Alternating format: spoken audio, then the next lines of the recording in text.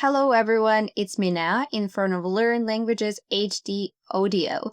Welcome to our English learning podcast. So, this is a completely new project that is designed to bring English closer to you. Having these shows in audio format is way more comfortable for your busy schedules, and it will make learning English language an interesting process that you can enjoy everywhere you go. So let's get started. Since this is our first episode, we wanted to make it quite conversational. We also thought that it's very important for you to learn the basics before starting this English learning journey. And that's why we wanted to dedicate our first episodes to the general advice and some helpful tips and tricks that will make this process much more fruitful. All of the advice that I'm going to present worked for some of the students. It was very fruitful to them, and that's why we are presenting it to you. But have in mind that different things work for different people. Something that I present here doesn't have to be comfortable or exciting or interesting to you, and you may opt for completely different way of learning, but this is just a general idea, some of the tips for the approach if you don't know where to begin. So, my tip number 1 would be don't study it, but study in it. So, this is a very general advice, and you can apply it to any language that you're learning. And here is what it means. So, here is what this interesting phrase actually means. So when I say don't study it, but study in it, I mean put it into practice. You may have noticed, or you may have not yet, but I intentionally avoid using the word study when it comes to English language or generally languages. Why? Because when we say study, I study 30 minutes, I study 15 minutes every day. That refers to a specific amount of time where we have clear starting and the clear end point. Learning, on the contrary, is a verb that refers to a process. It refers to a gradual improvement. It's something that lasts a period of time. And basically, you can never say, I learned the language. Yeah, I mean, you can, but you can't learn it completely. It's impossible, I believe. Even our native languages, we still may find some vocabulary unknown, strange, and it's very possible that we end up in the situation where we can't understand all of the words, even of our native language. So that's quite impossible thing to say. And that's why I really prefer saying that we learn the languages. Why? Because it shifts our approach. That's the mindset. Whenever we want to acquire a new skill, it's not about materials. It's not about practice. It's not even about the time we invest in it, but it's more about our motivation and our mindset towards that process. So I say, don't study it, but study in it. And how you can do it. Basically, you can put your English skills into practice daily, even though you're not living in a country where people speak English every day or where your best friends or colleagues know a single word of English language. How? So you can be listening to some podcasts maybe or YouTube videos, or you can pick up some light reading like tweets, blogs, nonfiction books, and we may get to it later in the episode, but you can try to do something daily that will put your vocabulary and all of the other skills you have into a certain practice. For example, you can turn your computer on English. Like you can change the language, you can set it to English, or maybe you can Google in English. That's something that's very helpful because it really doesn't take any time and gives you some progress. So you may want to give it a try. My tip number 2 would be chunk it up. So what it means here. I wanted to demonstrate with this first advice a little bit that we actually don't need a lot of time for learning the language, right? Like, we all have 10 minutes a day.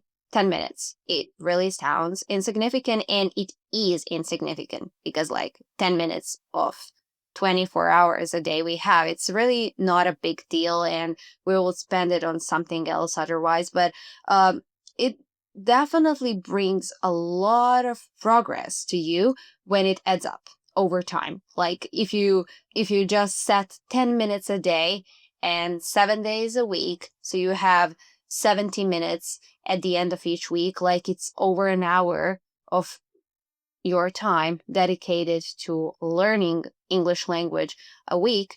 And when some time pass, you'll definitely uh, learn a lot only using those 10 minutes. Like, that's a very simple math. So I want to tell you that you can start it now. You don't have to wait until you finish exams. You don't have to wait until your kids go to school or when you have that 1 day a month free. Why? It's very clear, because if you do a certain thing consistently every day, no matter how much time you invest in it, you will be able to get a lot from it. Why? Because it creates a habit. You're making a momentum, and that momentum leads to a habit. And when you get to a habit, when you get to a point when something you do is a habit, it's no longer difficult, it's no longer boring, it's no longer a chore that is hanging above your head. It's no longer something that you have to get yourself to do. Basically, that becomes something that you can't imagine your day without. So learning the language, learning English would be your daily practice, would be something that is as easy and as simple for you as brushing your teeth, like as necessary as that, and as instant as that. You won't have to think about it twice before you do it. So that's why it's very good for you to maybe start with something small, but start now and do it on a longer period of time, over a longer period of time, but consistently. So trying not to make huge gaps. Maybe you can't afford every day, but maybe every second day, or maybe 3 times a week would do for you, but just set some goals and try to be consistent with it. Tip number 3 would be don't translate. Well, this may be easier said than done. My practice in English language education show that a lot of students get really pushed back only because they have that habit of translating in their heads. And let's be clear here. Like, let's just pause a minute before we say, oh, it's impossible, I can't do that. Just pause a second and think about it twice. First, it's impossible that we have same words in each language. Let's say your native language is Italian or German, and you're trying to learn English. You cannot say like completely the same thing in Italian or German and in English. Or in Italian and German, like, we don't have same words, 100% same words in all of the languages. You cannot convey same meanings. So that's why if you want to learn a language well, and if you want to become fluent at certain point, you want to become fluent in that language, it's very important to give up that habit of translating in your head. Because of that reason, translation is a science. It is a completely different field of language education, and translators do very, very difficult job. So trying to illustrate very, very closely meanings that original author had in their minds and in their saying. So that's one of the reasons why you should stop doing it. And the second one would be, well, you're wasting a lot of time when you're trying to do that. In written language, it's not that catastrophic because you have plenty of time. And when a second person reads what you wrote, they may not they may not notice that. But if you're talking, if you're in a spoken communication, and chances are that you want to learn language because you want to use it in real life situations, well, that's going to cause you some trouble. You will have some uncomfortable pauses, and that's going to shrink your confidence, which you definitely don't want to happen. So try to cut it out. And how you can do it? Well, just be minimalistic. Use the words you already know and don't look for anything else. Try doing that. I promise you, if you just try doing that for maybe 5 days, afterwards you will never have need for it. And there is another reason why is that important. When you start small, when you start from creating sentences only for words that you know, after some time you will be able to learn much more rapidly. uh, because when you do that, you're pushing yourself, you're using and you're kind of building on what you already know, and you will be able to bring back vocabulary that you're acquiring much faster. So that's a very important thing to do.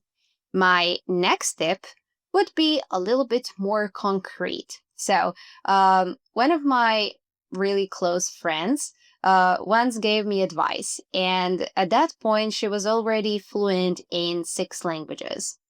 And she told me that her number one tool for learning a new language or generally practicing her language skills, no matter how advanced or not advanced she is, was interview. She uses interviews of people who speak the language she targeted as native language, as their native language. And that is really amazing. It was a game changer for me for a number of reasons. Firstly, you're building your sentence structures, you're building um, your slang vocabulary, you're putting grammar into practice, and you're listening to some very interesting collocations.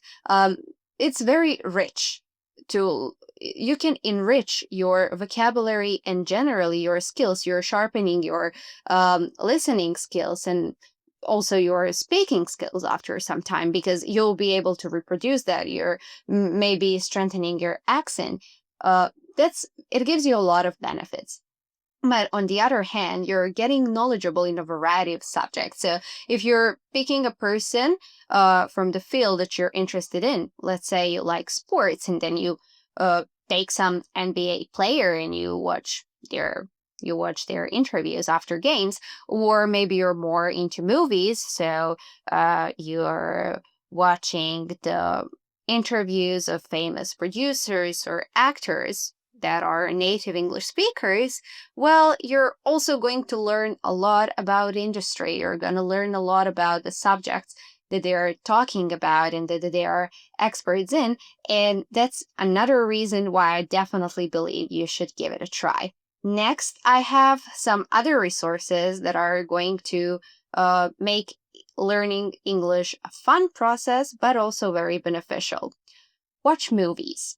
Watch movies, and I really advise and cannot recommend it enough, do it with subtitles in English. That's the key word, in English. So why do I say that? A lot of research showed that when we integrate a couple of senses at the same time, we are going to learn more.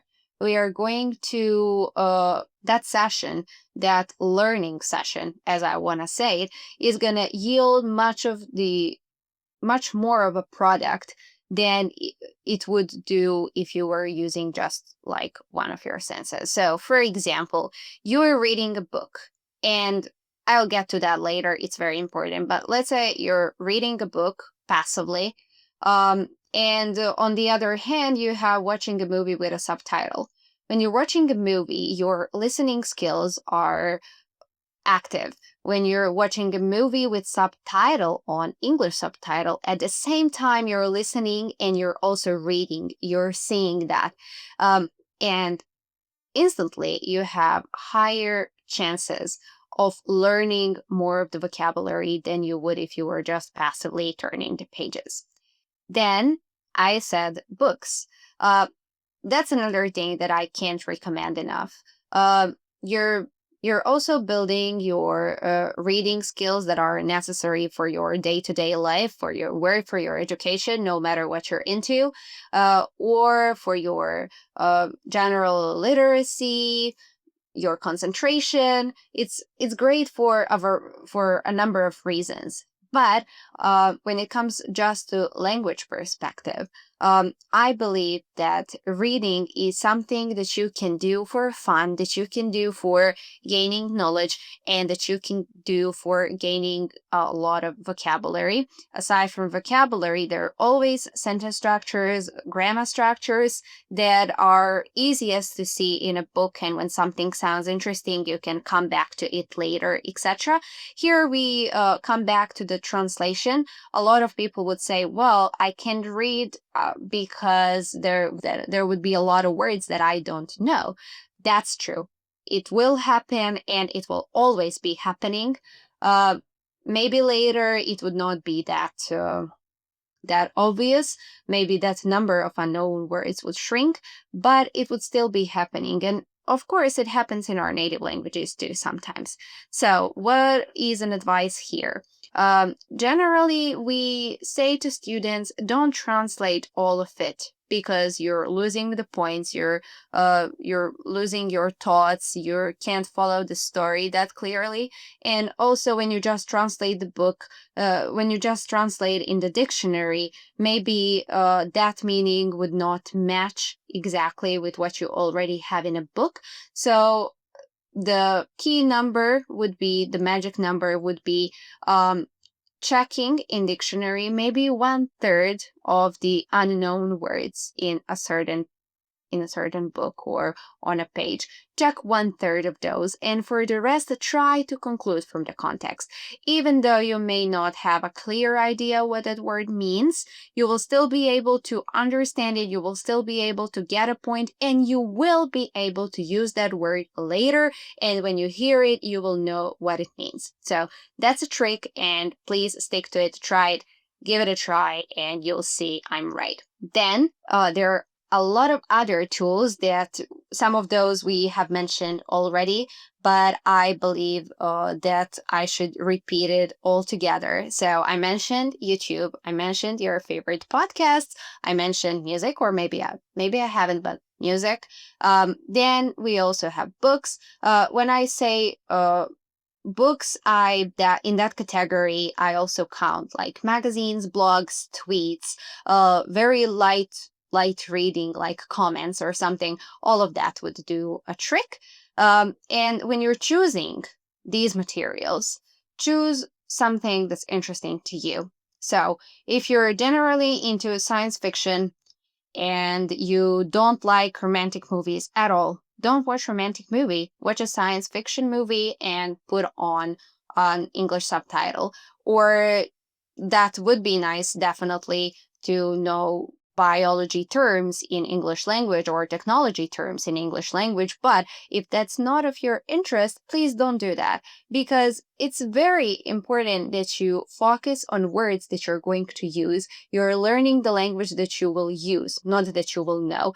And if you don't use it, you will forget it. So when something is interesting to you, you will first, it will be easier to follow, and secondly, you will be using those words, so it would stick to you for a longer period of time, and you will be able to build on that base much more of the vocabulary. Another tip I have would be to search online for other interesting resources. Like, there are websites such as EDX. There are various apps for learning languages, like everyone knows about Duolingo or maybe Drops.